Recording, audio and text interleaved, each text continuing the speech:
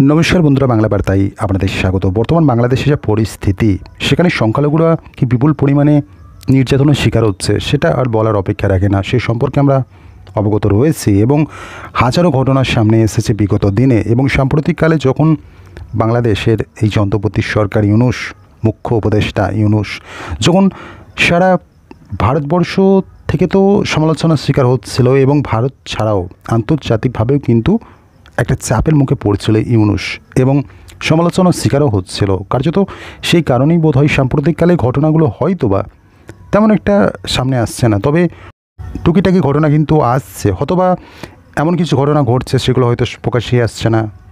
বর্তমান বাংলাদেশে যা পরিস্থিতি, সেই পরিস্থিতির মাঝে এটা আশা করাটা হয়তোবা সমস্যা হবে না যে সেখানে সংখ্যালঘুরা একদম নির্দ্বিধায় একদম পূর্ণ স্বাধীনতার সাথে বসবাস করছে। বিগত দিনে যখন সরকারের পালাবদল ঘটলো, সেই সময়ে কি বিপুল পরিমাণে সংখ্যালঘুদের ওপর অত্যাচার হলো সে সম্পর্কে আমরা জেনেছি, দেখেছি। হাজারো ঘটনা সামনে এসেছে। সারা বিশ্বব্যাপী অনেক দেশ রয়েছে যেখানে খ্রিস্টান, মুসলিম, নির্দিষ্ট সম্প্রদায়ের মানুষরা বসবাস করে, কিন্তু এই যে হিন্দুদের হোমল্যান্ড বলতে ভারতবর্ষ ছাড়া কিন্তু অন্য কোনো দেশ নেই। কার্যত এক্ষেত্রে ভারতকে একটা নিরাপত্তা নিশ্চিত করতে কেন্দ্র সরকারকে যথাযথ পদক্ষেপ গ্রহণ করা উচিত। এবং এই বিষয়ে অবশ্যই একটা চিন্তার বিষয় যে ভারত যেহেতু বাংলাদেশের পার্শ্ববর্তী একটা দেশ, তো বাংলাদেশে যখন একটা ভারত বিরোধী সরকার গঠন হয়, অবশ্যই ভারতের কাছে একটা চিন্তার বিষয় বা একটা থ্রেট বলা চলে। যদিও বা বাংলাদেশ অতি ক্ষুদ্র দেশ ভারতের তুলনায়, ভারত হয়তোবা পরিস্থিতি সামাল দিতে ভারতের খুব একটা সময় লাগবে না, তবুও একটা থ্রেট তো রয়েই যায়, সেটা যাতে না হয়। এবং ভারতের যারা সংখ্যাগুরু অর্থাৎ হিন্দু যারা রয়েছে, তাদের নিরাপত্তাও একটা নিশ্চিত করা কোথাও না কোথাও প্রয়োজন।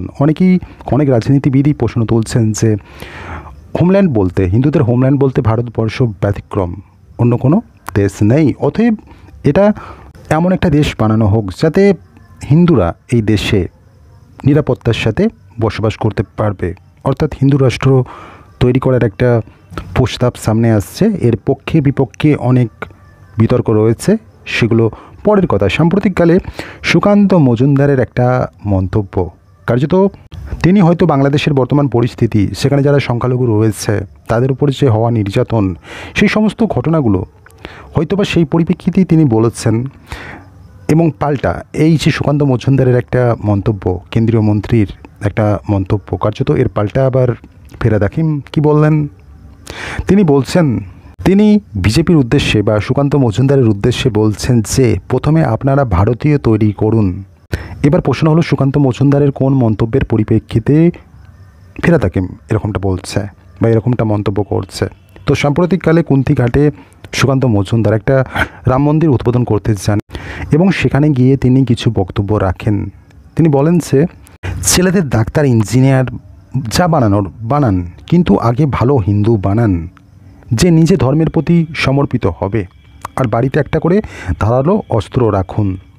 এরকম একটা মন্তব্য করেন। নিজের ধর্ম ও সংস্কৃতি রক্ষা করতে না পারলে ডাক্তার, ব্যারিস্টার যাই হোক, বাস্তবে অন্য কোথাও যেতে হবে তাকে, যদি না নিজের ধর্ম রক্ষা না করতে পারে। তো এরকম একটা মন্তব্য তিনি করেন। তো এই পাল্টা কার্যত ফেরাদ হাকিম এরকমটা মন্তব্য করছেন যে হিন্দু না মুসলিম, সর্বপ্রথম আপনারা ভারতীয় বানানো শিখুন বা বানান, ভারতীয় বানান। তো এমন একজন ব্যক্তি বলছেন, তিনিও কিন্তু অনেক সময় অনেক ক্ষেত্রে অনেক বিতর্কিত মন্তব্য করেছেন, কার্যত সেগুলো নিয়ে অনেক শোরগোলও পড়ে গিয়েছিল, কার্যত সাফাইও দিয়েছেন ফেরাদ হাকিম, সেগুলো পরের কথা। তবে এই বিষয়টাও ভাবা হয়তো বা দরকার। সুকান্ত মজুমদার কিন্তু কোনো সম্প্রদায়ের বিরুদ্ধে কোনো কথা বলেননি, তিনি জাস্ট নিজের ধর্মের মানুষকে মানে ধর্মনিষ্ঠ হতে বলছেন বা নিজের ধর্মকে রক্ষা করার একটা বার্তা দিচ্ছেন। এর মধ্যে সাম্প্রদায়িকতার বীজ কোথায় রয়েছে সেটা ফেরাদ হাকিম জানেন। কার্যত এরকম তো হিন্দু ছাড়াও অন্যান্য সম্প্রদায়ের মানুষ যারা রয়েছে, তারা তো নিজেদের ধর্মকে রক্ষার্থে, অর্থাৎ অবশ্যই সেলফ ডিফেন্স করা, এটা তো প্রত্যেকেরই স্বাধীনতার মধ্যে পড়ে, কিন্তু সেটা অবশ্যই রক্ষা করার অর্থ এই নয় যে অপরকে আক্রমণ করো অতর্কিতে বা ইচ্ছাকৃতভাবে, এরকমটা না।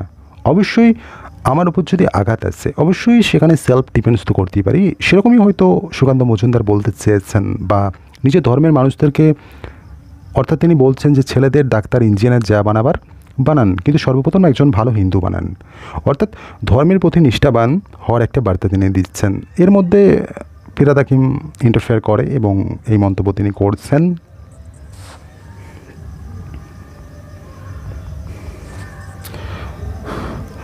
এবং সাম্প্রতিককালে একটা মন্তব্য ফিরহাদ হাকিমের কিন্তু বেশ ভাইরাল হয়েছিল, কার্যত সেটা নিয়ে সমালোচনার শিকারও হয়েছিল এবং তাকে রীতিমতো সাফাইও দিতে নামতে হয়েছিল। কার্যত তিনি বলেছিলেন একদিন এই ভারতবর্ষে যারা সংখ্যালঘু রয়েছে তারা একদিন সংখ্যাগুরু অবস্থানে বিরাজ করবে, এরকম একটা মন্তব্য তিনি করেছিলেন এবং এটা নিয়ে একটা সমালোচনা ঝড়ও উঠেছিল।